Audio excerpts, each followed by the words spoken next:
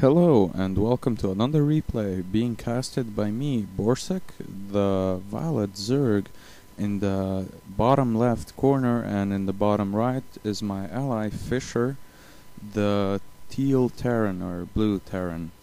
So as you can see, he's doing something very fishy, and as his name says, and our opponents are going to be Hulk, the green monster. No, actually, he's the blue Protoss, but okay. And the red Terran, Weige, or something like that.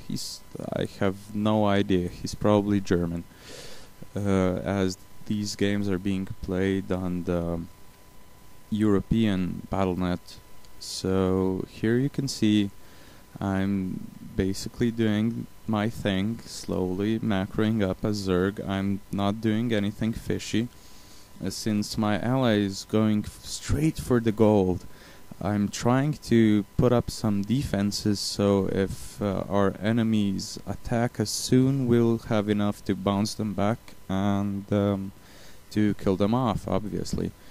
So I'm going to go for a fast expand since I'm already at 12 supply, and my ally is just now starting his economy, but since he's on the gold, he's going to be in the lead quite soon, because our enemies are currently macroing up in their own bases, and we can see that they're trying to wall off this ramp right here, but hopefully they won't succeed. And I've placed my second hatchery at 15 supply.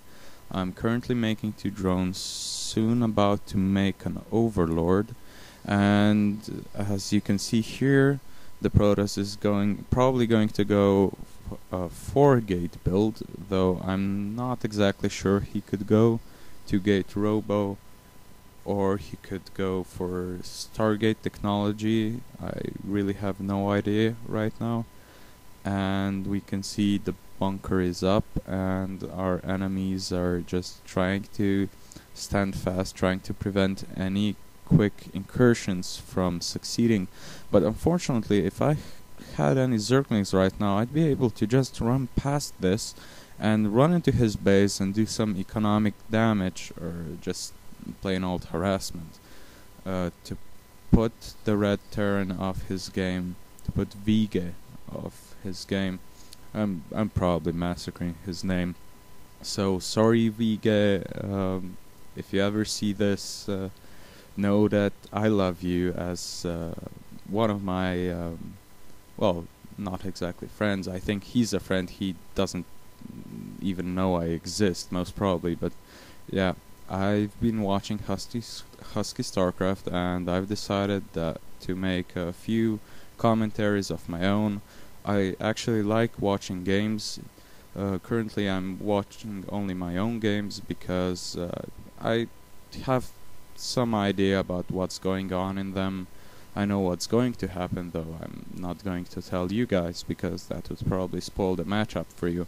And as you can see, Hulk has built a cybernetics core, and my ally is pinging me and telling me to destroy the rocks, which, if I remember correctly, I was just about to do that. And you can see me sending 4 Zerglings to start taking this down so we can reinforce each other much quicker. And it's very important to have a scout here, because then we can see if anyone's trying to come up this ramp. And right now I'm just trying to mass units, as are our opponents. Actually, Hulk has built a, well, it's not really a proxy pylon, but he can certainly warp in units as long as he researches his warp gate tech, which he's not doing at the moment. So he's going for 2-gate, he's making a forge, and he's probably going to build 2 more gateways. Who knows? In any case, he'll be able to reinforce much quicker once he gets that warp gate technology, and he's also building a pylon here. He'll probably be taking this expansion right here, while I'm massing Zerglings for now. This is one of the problems I've had with Zerg. I actually forget to make lair tech, so after a while I'm I figure out, oh my god, I'm just making Zerglings. This, if they come with anything in the air, or say they bring Hellions, I'm totally dead. And well, I keep making more Zerglings because hey, more Lings, more fun. And here you can see the blue Protoss has taken this expansion, or has tried to take it, and I sent one Ling up, and right now he's trying to get me, but I reinforced my Zerglings with yet more Zerglings, and because this is such an open place, I'm able to surround them and basically kill off 2 stalkers easily. The sentry goes down easily. The only thing that posed even somewhat of a problem was this zealot, but as he wasn't focus firing my Zerglings, actually 2 have survived with very low HP. 10 and 7, both of these would have gone down in one hit from that zealot. And you can see more stalkers are on the way. I'm just trying to harass here, so my opponent won't be able to take this expansion freely without any sort of defense. And I wasn't able to take it down, but unfortunately for the blue Protoss, he's lost most of his army to my Lings. And if we look at the units lost tab, oh, that was a mistake. If you look at the units lost tab, I've made him lose 950 resources, and I've only lost 525, and he's lost even more now because he kept making stalkers instead of making zealots. Because you know, when this is the situation, when the Zerg is pressuring with Zerglings, you do not want to make stalkers. Zerglings take care of stalkers so quickly, and here you can see I'm trying to break down their rocks, and basically they can't do anything. Their entrance is pretty well defended. They could just block this off with a single force field, and they also have 2 zealots here, so my Zerglings won't be able to do much versus that. But they have absolutely no scout, and I've also got some roaches on the way. They've got no scout to see what we're doing to their backdoor rocks, and actually my ally Fisher is expanding here in their base just to get closer to the enemy, and he's constantly reinforcing his marine force, marine marauder tank force, while I've gone for the Protoss. I've taken out his mineral line and his gas lines, and basically now we have free reign over them.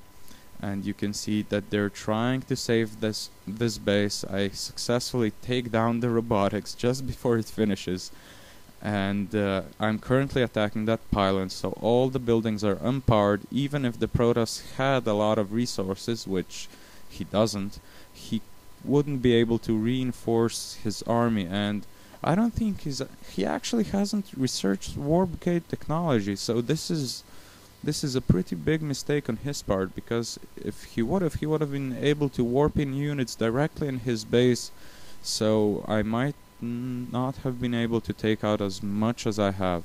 And right now you can see that Fisher is actually making a planetary fortress right here to serve as some sort of blockage, so the red Terran cannot reinforce the blue Protoss that is being taken out by me, while I'm constantly reinforcing with Zerglings. Zerglings with speed have just taken down that tank. So right now we're just destroying everything they have. They cannot do anything. This reactor was just built, and it is going to go down very quickly. This tank manages to shoot this roach, but unfortunately roaches are quite effective versus tanks, and as you can see, more of my units are just flooding in. This gate wasn't well placed. Even if they would have closed this off at a later date, we still have this entrance, so there's basically nothing they can do to stop us from coming into their base. And as a Terran player, I can say that that's a very tough situation to be in, because once the enemies have come into your base, you can basically do nothing as Terran, because you get out of position, and as soon as there is a large area where the Zerg can swarm, all your units are practically dead. So this is it. This was the match. The Red Terran saw that he wouldn't be able to hold on even if he would have made a few Marines, because come on, even 6 Marines versus this force would just die. And some of you may be angry because we haven't seen how the Terran destroys Red Terran's base. So Teal Terran destroys Red Terran's base. So here, as my Lings are taking out this area, we can see that Fisher is going up, and actually the Red Terran sends all his SCVs straight into this hellhole. I don't know what he was trying to do with them. It didn't even seem as if they were attacking. He was probably just trying to evacuate somehow, and he has no SCVs left. Meanwhile, our bases are pretty much unattended, and if you look at the average APM, it's obvious that there is a difference between the two teams. And I don't know, this Blizzard system isn't so good, because I've been beaten in silver matches mercilessly because my opponents are very bad. Well, at least they were in a few matchups. And in other cases you have a completely easy win against perhaps gold opponents. So it's the system is quite good, but it's not the best out there. I hope Blizzard will keep improving it, and I should stop rambling. So this is it. Until next time, this was Borsec commentating a matchup, and goodbye.